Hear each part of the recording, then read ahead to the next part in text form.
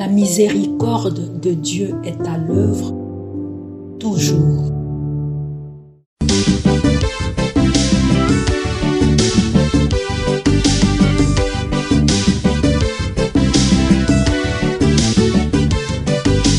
Biblia, buku ya bomoi, buku ya bonyae, emayele, ekokolisa boya bibwa biso. Biblia, buku ya bomoi, buku ya bonyae, emayele. Que la croix de notre Seigneur Jésus-Christ soit ma seule fierté. Par elle, le monde est à jamais crucifié pour moi et moi pour le monde. Au nom du Père et du Fils et du Saint-Esprit. Amen.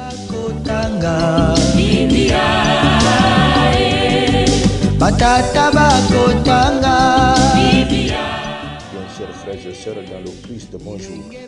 Ce samedi 14 décembre, notre mère d'église fait mémoire de Saint Jean de la Croix, prêtre et docteur de l'Église. Deux textes nous sont proposés à méditation. La première lecture est tirée du livre de Siracide au chapitre 48, du verset 1 au verset 4, puis du verset 9 au verset 11. L'évangile, c'est l'extrait de l'évangile de Jésus-Christ selon saint Matthieu au chapitre 17, du verset 10 au verset 13. Prions le Seigneur.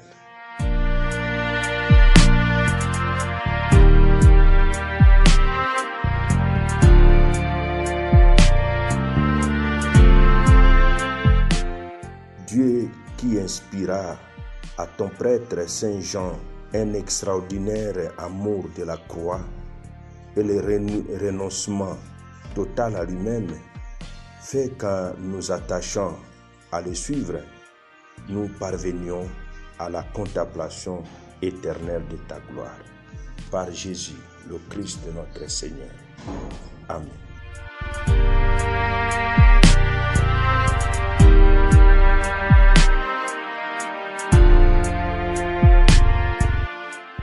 Liturgie de la parole de Dieu. Première lecture. Lecture du livre de Ben Sirac le sage. En ce jour-là, le prophète Élie surgit comme un feu, sa parole brûlait comme une torche. Il fit venir la famine sur l'Israël et dans son ardeur, les réduisit à un petit nombre. Par la parole du Seigneur, il éteint les eaux du ciel et à trois reprises, il en fit descendre le feu. Comme tu étais redoutable, Élie, dans tes prodiges, qui pourrait se glorifier d'être ton égal, toi qui fus élevé dans les tourbillons de feu, par les chars aux coursiers du feu, toi qui fus préparé pour la fin des temps, ainsi qu'il est écrit, afin d'apaiser la colère avant qu'elle n'éclate, afin de ramener le cœur des pères vers le Fils et de rétablir les tribus de Jacob. Heureux ceux qui te verront, heureux ceux qui, dans l'amour, se seront endormis. Nous aussi, nous posséderons la vraie vie. Parole du Seigneur, nous rendons grâce à Dieu.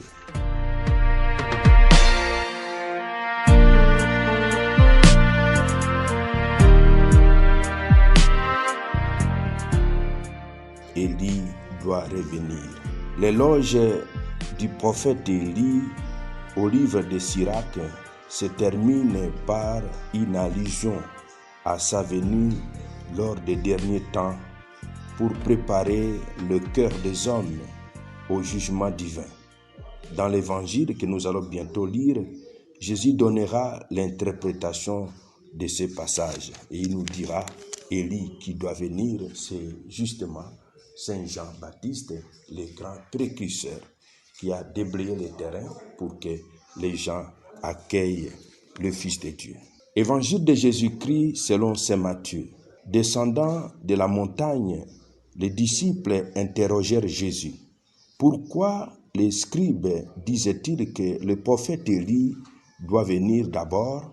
Jésus leur répondit, Élie va venir pour remettre toutes choses à sa place. Mais je vous le déclare, Élie est déjà venu. Au lieu de le reconnaître, ils lui ont fait tout ce qu'ils ont voulu.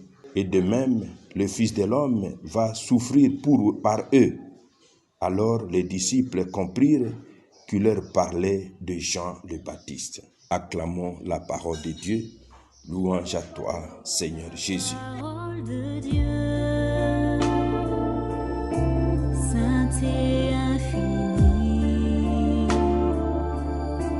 me porte dans ses bras, dirige. Élie est déjà venu et ils ne l'ont pas reconnu. Après la transfiguration, où Pierre, Jacques et Jean ont vu Moïse et Élie accompagnant leur maître dans la gloire, Jésus révèle que c'est en la personne de Jean-Baptiste que le prophète des derniers temps est déjà venu pour rétablir toutes les choses et préparer ainsi sa propre manifestation. Le dimanche passé, Jean-Baptiste nous a invités à préparer le chemin du Seigneur. Nous qui avions des ravins, c'est-à-dire des insuffisances, des attitudes et des comportements qui nous éloignent de Dieu, ce sont des fossés. Nous qui avions des collines, des montagnes, ce sont nos orgueils qui nous empêchent de découvrir la place de Dieu dans notre vie. Jean-Baptiste, le dimanche, nous a demandé de combler les ravins, abaisser les montagnes pour que nous fassions un face-à-face, une rencontre de face-à-face avec le Seigneur qui vient. Qu'il plaise donc au Seigneur de nous donner la grâce aujourd'hui, que la parole de Dieu que nous écoutons puisse combler nos ravins, nos grands trous, puisse aussi rabaisser nos orgueils pour que nous rencontrions le Fils de Dieu dans l'homme aujourd'hui. Il s'est fait homme pour que, à travers l'homme, on puisse le reconnaître. Dieu a fait de l'homme son chemin de la rencontre avec l'homme. Demandons la grâce de rencontrer Jésus dans l'homme d'aujourd'hui et de nous poser la question, qu'est-ce que Dieu nous demande pour que nous ne soyons pas ces enfants-là indifférents, distraits, mais qu'est-ce que Dieu attend de nous aujourd'hui dans les types d'hommes qu'il met sur notre chemin et quel type de rencontre il attend de nous. Amen. Et que Dieu Tout-Puissant vous bénisse et vous protège, le Père, le Fils et le Saint-Esprit. Amen. Excellente journée à tous. Et bonne fête patronale aux gens de la Côte.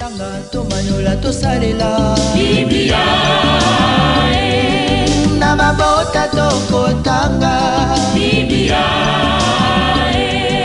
Namasanga tokotanga Biblia Oh bipai biso Biblia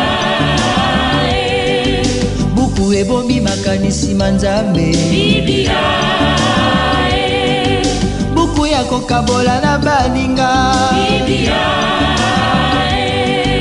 buku ya kobomba na se ya mbeto te o Biblia, Biblia.